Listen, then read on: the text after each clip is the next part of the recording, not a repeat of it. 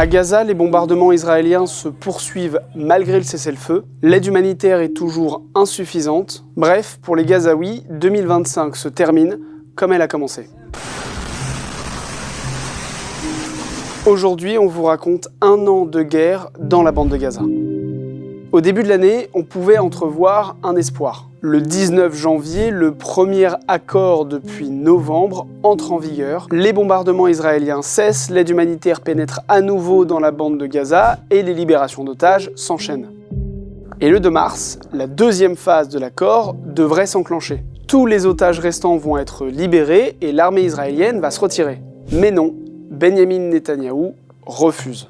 L'armée ne quittera pas l'enclave tant que la gouvernance est assurée par le Hamas. Israël coupe l'approvisionnement en électricité dans Gaza, les accès humanitaires sont de nouveau bloqués, et le 16 mars, l'offensive reprend.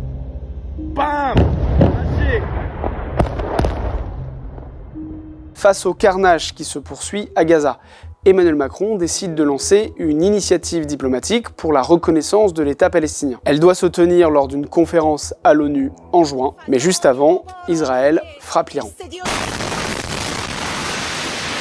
La reconnaissance de l'État palestinien est reportée. Pendant ce temps-là, dans la bande de Gaza, le manque de vivres s'installe. Les morts de faim ou de malnutrition s'accumulent, l'aide est toujours bloquée et Israël prétend la remplacer par celle de sa fondation humanitaire. Mais la Gaza Humanitarian Foundation provoque une vague de violence et de chaos sur le terrain, faisant plusieurs centaines de blessés et des morts. Le 22 août, l'ONU déclare officiellement la famine dans l'enclave.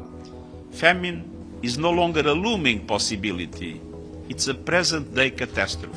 Un mois plus tard, le 22 septembre, l'initiative diplomatique d'Emmanuel Macron aboutit. Je déclare que la France reconnaît aujourd'hui l'État de Palestine.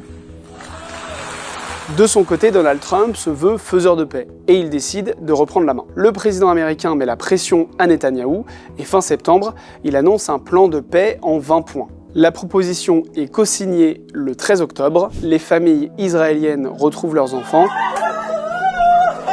et les Gazaouis retrouvent une vie sans bombardement. Mais la mise en œuvre de la suite du plan de Donald Trump reste pleine d'incertitudes. Le désarmement du Hamas, le retrait de l'armée israélienne sont en suspens. La trêve, elle vacille chaque jour, avec des opérations israéliennes ponctuelles, faisant des morts parmi les Palestiniens. Si vous voulez vous plonger dans cette année de guerre dans la bande de Gaza, vous pouvez retrouver l'article de Luc Mathieu et Ala Kodmani dans le numéro spécial Rétro 2025 de Libération, en kiosque les 27 et 28 décembre.